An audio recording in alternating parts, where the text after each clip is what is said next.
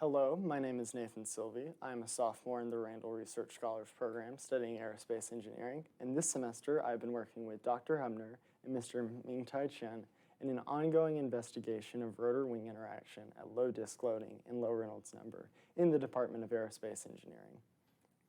To give a little background, advances in fabrication, remote control capabilities, and power storage systems have allowed for the development of drone technologies able to complete tasks unfit for human pilots. Such technology can be commonly referred to as UAVs, or unmanned aerial vehicles. A small UAV is classified by the FAA as a UAV that is less than 25 kilograms and less than 1 meter in length. An MAV, or a micro-aerial vehicle, is a smaller classification that is less than 15 centimeters. Pictured here is a small UAV, a 2015 Amazon Prime Air prototype that incorporates a vertical takeoff and landing system. This means that it has downward-facing rotors that bring it up to altitude with a different set of rotors that will propel it forward. This type of aircraft, as well as tilt-rotor aircrafts and multi-rotor planes, involve interactions between the wake of the rotor and any impending surface on the aircraft. This is the focus of our research. Military and technology companies, such as Amazon, have a demand for UAVs that can carry higher payloads and travel longer distances, achievable through improvements in rotor thrust efficiency, a part of which is these rotor-wing interactions. Ground effect is a phenomenon of improved performance taking place within 1/2 the diameter of the rotor from the ground. Induced airflow is interrupted, which causes a decrease in drag and an increase in vertical lift, as well as decreasing the rotor tip vortices, making the outside of the rotor more efficient. Although this is called ground effect, it can apply to things that aren't the ground, surfaces interacting with the rotors, such as the wings on a tilt-rotor aircraft. However, the benefit of this ground effect can also be negated by the penalty of a download force acting from the rotor back onto the wing. Our research is looking at experimental data to try to minimize this and build computational models to improve force predictions and understand better optimizing small tilt rotor design using the interaction between a 10-inch metal rotor and a flat plate meant to represent a generic wing. The parameters for this investigation are a disk loading of less than 100 newtons over meter squared and a Reynolds number of less than 100,000. Disk loading is a ratio of the weight of a vehicle over the area of a disk, and Reynolds number is inertial forces over viscous forces, which low could be characterized as relatively low velocity and relatively small rotor. These parameters are far out of large military tilt rotors, such as a Bell V-22, that have had far more research done on them. This research concluded that the distance between a rotor and the wing has little aerodynamic influence. However, this being 2 magnitudes lower in disk loading, is expected that performance would deteriorate at a much quicker rate. In this investigation, we are looking most closely at 3 measurements in varying setups: the thrust of the rotor, the download force on the flat plate, and the pressure distribution along the plate. Pressure distribution can be measured at small isolated points, pressure ports, which are drilled to be fitted with a small amount of metal tubing. 3 different non-dimensionalized variables are used to describe spacing. D over R is the spacing between rotor and flat plate. H over R is vertical spacing, which we can refer to as height. And B over R is non-dimensional spacing between rotors when applicable. For acquiring force measurements, a Nano 17 load cell is positioned above the rotor and a Mini 40 is positioned below the flat plate. A photosensor is used next to the rotor to calculate the tip velocity. An SCXI pressure scanner is used to measure the pressure distribution at these pressure points, connected with some transparent tubing. A potentiometer is used to measure the rotation frequency of our rotor, and all of this data is compiled in an in-house LabVIEW acquisition program.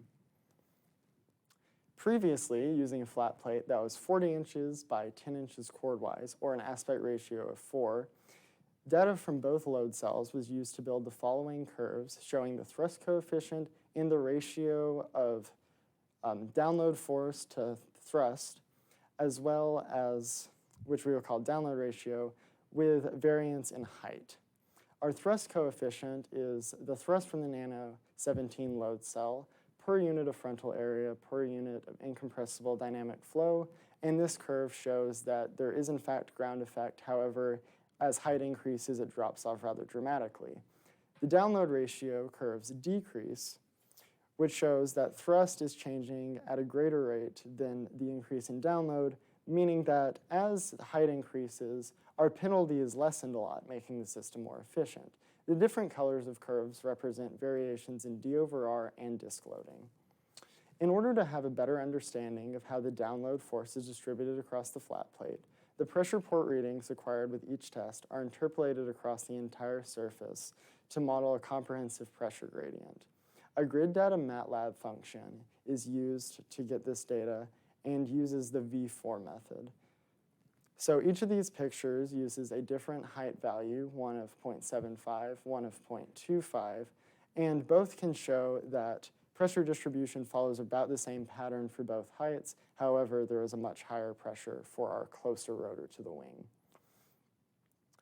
When the pressure distribution is integrated across the flat plates, we obtain a download coefficient curve, such as that obtained from the load cell. In this example, the two curves remain fairly similar, an indication that both tests were performed with reasonable accuracy. The error we can see mostly on the left can be attributed to the lack of resolution of pressure ports near the end of the plate. As well, you can also see that a B over R value is present in this of 2.05, meaning that for this specific test, two different rotors were ran over the plate. Going forward, I've been working in the fabrication and experimental setup of a new flat plate, the biggest difference being an aspect ratio of 8 as opposed to 4. This means that the plate is 8 times as long as it is wide and half of the width of the original plate. This means that using the same 10-inch rotor as previously, we cannot get full coverage when both of them are centered. At most, only about 61% of the rotor will be covered by the wing. Additionally, a simplified pressure port pattern is used, being rectangular instead of showing the shape of multiple circles to indicate rotor configurations. When analyzing the previous data, I came to the conclusion that spacing them out 1 inch chordwise and 1.5 inches spanwise would be adequate for getting good pressure distribution data. In order to compare future tests to theoretical results, we are using two equations that were previously used as prediction equations for the older results.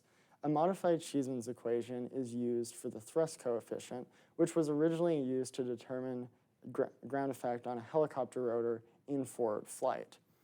The other equation for download ratio uses the momentum theory of an ideal actuator disk. Both of these are adjusted to include our height variable h over r. Each graph showcases a similar trend to our actual force prediction results from the old flat plate, with the biggest difference being all of our download ratio values being lower because of less disk coverage. This would imply that using this plate would give us more efficiency and less penalty. However, these tests have yet to be produced. In the future, I'm planning on completing this test with this aspect ratio of 8 plate, using the same measurements of thrust, download force, and pressure distribution at varying setups. From there, we can develop analytical models from flow visualization and compare to numerical simulations using different softwares and experimental data. I would like to give a special thanks to the University of Alabama Machine Shop for assisting in some of our parts and fabrications of the plate. Are there any questions? Could you elaborate more on the interpolation method used to find the pressure distribution? So what I mentioned, the V4 method, there are multiple preset methods in the MATLAB grid data function. That one in particular uses approximation curves to try to make the data as smooth as possible, while most of the others will just triangulate that data.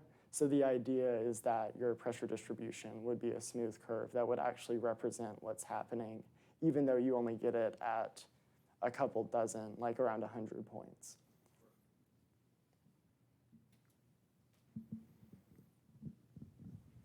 In your comparison slide, you mentioned a second rotor being run above that plate. Why is the second rotor being run here but not in your force measurements?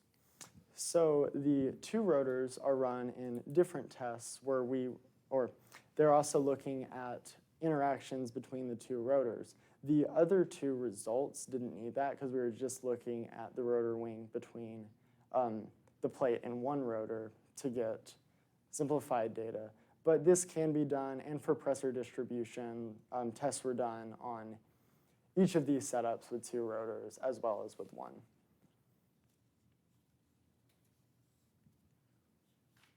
Okay, because these thrusts appear to be run close to a table, is there a chance that ground effect experienced between the table and the rotor affects the thrust measurements? So as previously mentioned, the ground effect is really only apparent when it's in 1/2 the diameters or radius of that rotor from the ground. And in the data, when the D over R value is such that the rotor is not over the plate, you get basically no interference or no ground effect. So it's not expected that even though the table is fairly close to have any effect. Very good. Any other questions?